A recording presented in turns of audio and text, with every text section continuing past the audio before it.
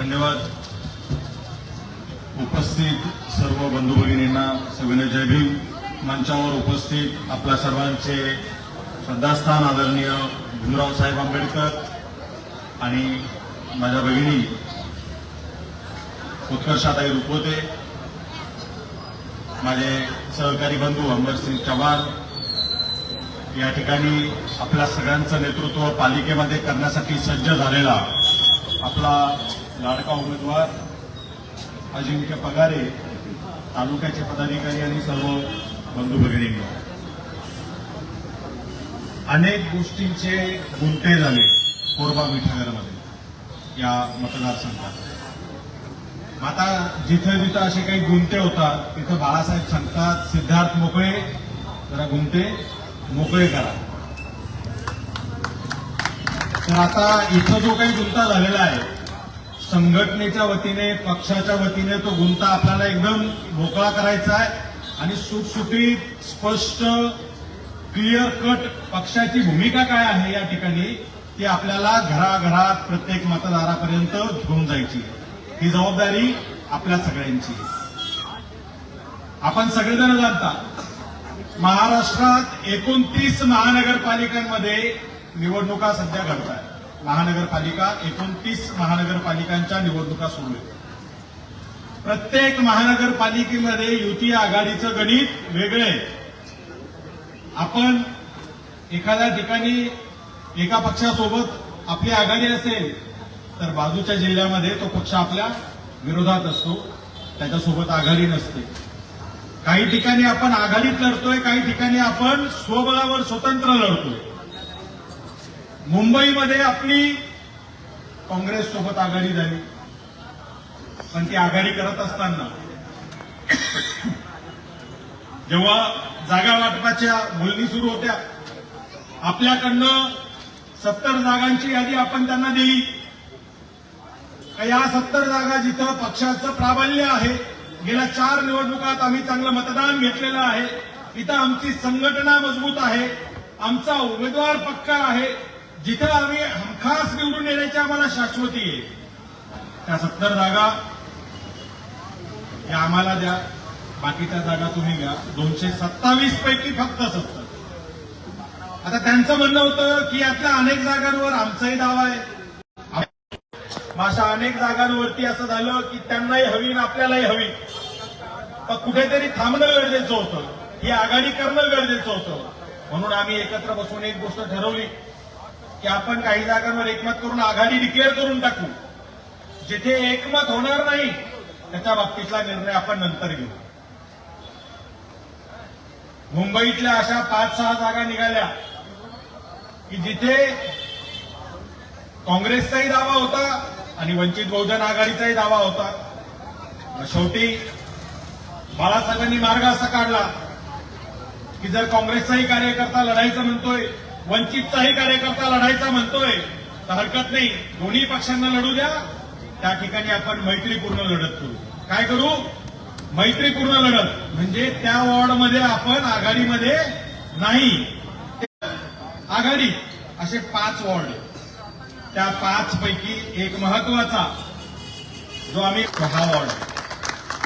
त्यामुळं अनेक लोकांचा संभ्रम असेल की कोरबा मिठागर या वॉर्डमध्ये नेमका आघाडीचा उमेदवार कोण, तर इथं आघाडीच नाही, त्यामुळं आघाडीचा उमेदवार नाही. इथे वंचितचाही उमेदवार आणि काँग्रेसचाही उमेदवार. त्यामुळं मतदारांनी लक्षात ठेवलं पाहिजे, बाळासाहेबांचा उमेदवार कोण आहे? मोठ्यानं. वंचित बहुजन आघाडीचा उमेदवार कोण आहे? त्याची निशाणी काय आहे? कितव्या नंबरवर आहे? आता एक सूत्र घराघरात न्यायचं आपल्याला, प्रत्येकाला सांगायचं की 12व्या नंबरवरती चावीचं बटन दाबायचं आणि ज्यांनी ही महापालिका लुटून खाल्ली त्या सगळ्यांचं 12 वाजवायचे आणि सत्तेची चावी अजिंक्यच्या हाताने महापालिकेत दाखवायची. हा गड आता कायम अजिंक्य व्हायला पाहिजे, त्यासाठी सगळ्यात आधी सुरुवात अजिंक्यपासून करायची आपल्याला. पुन्हा हा गड दुसऱ्या पक्षाला ताब्यात जाता कामा नये, याची सुरुवात 2026च्या या निवडणुकीत करायची आहे. अजिंक्यच्या रूपाने एक खमका दमदार युवा नेता तुम्हाला मिळाला. भांडून आम्ही बाळासाहेबांकडे ही जागा आणलेली आहे. कुठे गेला तो? हा बघा, हा एक लोक आहे, झोपू देत नव्हता. झोप तर नव्हतीच. त्याचा फोन चेक करा, किती वेळा फोन लावले त्यांनी मला. दुसऱ्याशी बोलत असेल तर याच्या 8 मिस कॉल व्हायची. दादा काही करा, पण ती घ्या, आपण ती जिंकतोय. हैराण केलं होतं. बाळासाहेबांना सांगितलं की साहेब, आपल्याला ही जागा काही झालं तरी सोबत घ्यायची. साहेब म्हणाले, अरे ते सोडायला तयार नाही. म्हणलं आपण मैत्रीपूर्ण मध्ये घेऊ, पण ही घ्या. बाळासाहेबांनी सांगितलं, कार्यकर्ता लढायला तयार आहे. जर विजयाची हमी आहे तर कार्यकर्त्यासाठी काहीही हा गड आपल्याकडे. त्यामुळे जर इथे कोणी भ्रम पसरवत असेल, अफवा पसरवत असेल, गैरसमज निर्माण करत असेल, तर ते सगळे आपल्याला दूर करायचे आणि स्पष्टपणे सांगायचंय की कोरबा मिठागरला अजिंक्यच्या रूपानं बाळासाहेबांनी आदेश दिलेला आहे. हाच तुमचा नगरसेवक असणार. अनेक ठिकाणी इथल्या अनेक संवैधानिक ज्या यंत्रणा त्या विकल्या गेल्या. त्याची एक महत्वाची असलेली निवडणूक आयोग या संस्थेचे सुद्धा 12 वाजवले.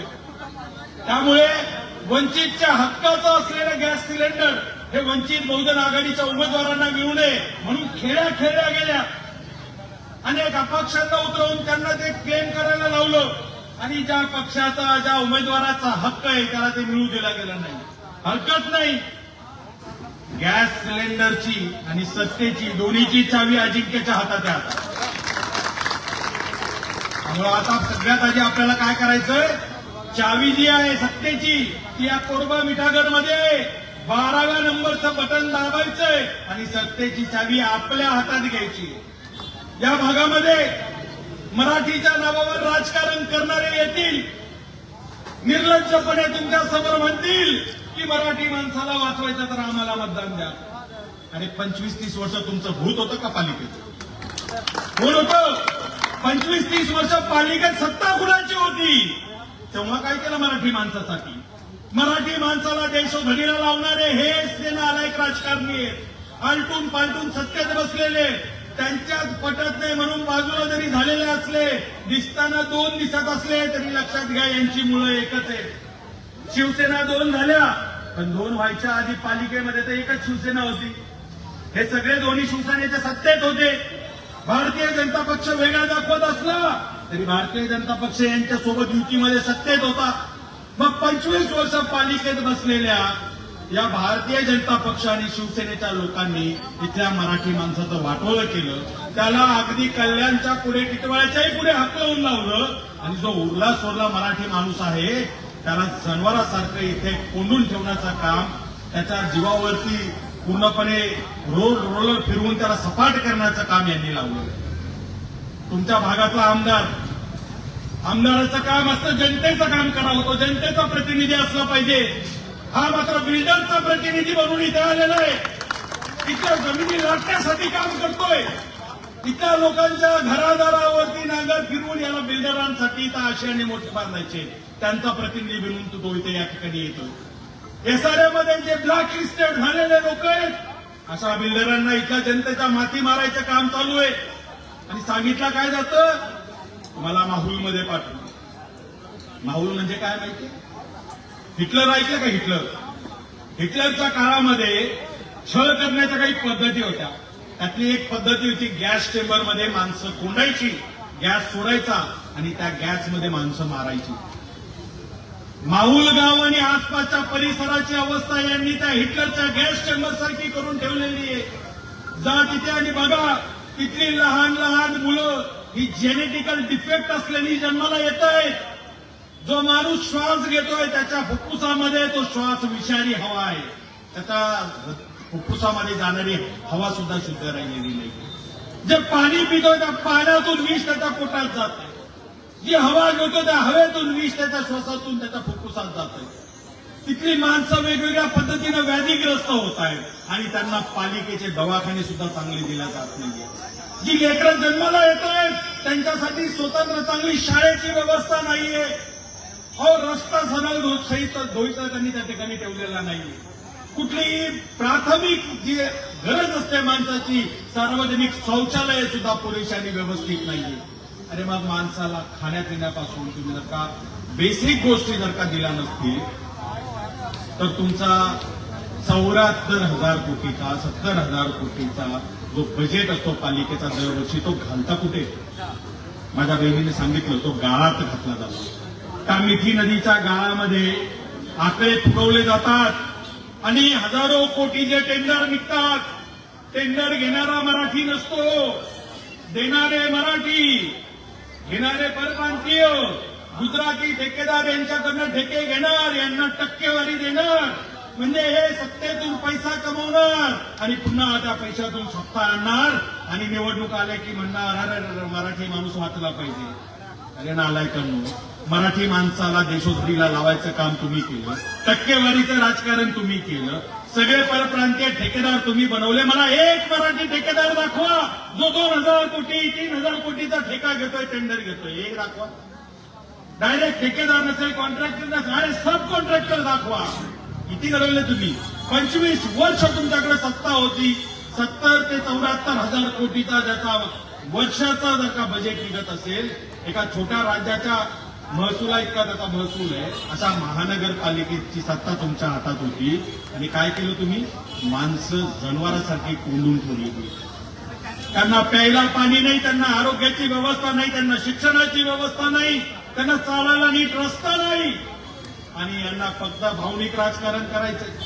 खान हवा की बाण हवा, हे हवं की ते हवं, मराठी हवं की हिंदी हवं. अरे मला स्वच्छ पाणी हवं, मला चांगला रस्ता हवा, माझ्या लेकराला चांगली शाळा हवी, माझ्या आई बापासाठी चांगलं दवाखाना हवा. दिलास का तू? नाही दिला ना, निघ मला काही तुझी मला गरज नाही. हे ठणक्यावरून सांगायचं काम आता तुमचं आहे. तुमच्यासाठी लढणारा, सत्ता असो नसो, तुमच्यासाठी लढणारा एकमेव पक्ष, एकमेव नेता बाळासाहेब आंबेडकर आणि वंचित बहुजन आघाडी आहे.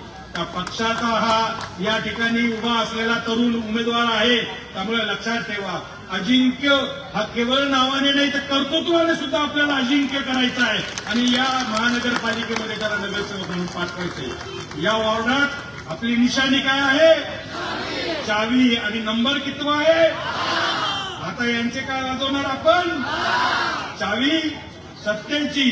आणि आपला उमेदवार, आपला नगरसेवक अजिंक्य. एवढं लक्षात ठेवा. बाळासाहेबांना तुमच्याकडनं, बाळासाहेबांनी आजपर्यंत आपल्याला खूप दिले, भीमराव साहेबांनी खूप दिले, आंबेडकर कुटुंब दिवस रात्र आपल्यासाठी झटले. आज आपल्याला काहीतरी परतफेड करायची वेळ आली तर त्यांच्या पदरामध्ये आपल्याला आज नगरसेवक टाकायचा आहे. टाकणार की नाही? ऐकायला नाही आलं. टाकणार की नाही? अजिंक्य नगरसेवक होणार की नाही? सत्तेची चावी तुम्ही हातात घेणार की नाही? सत्ताधाऱ्यांचे बारा वाजवणार की नाही? वंचित बहुजन आघाडीचा बाळासाहेब आंबेडकर पाग्यात पडो, भीमराव साहेब पाग्यात पडो. धन्यवाद. जय हिंद.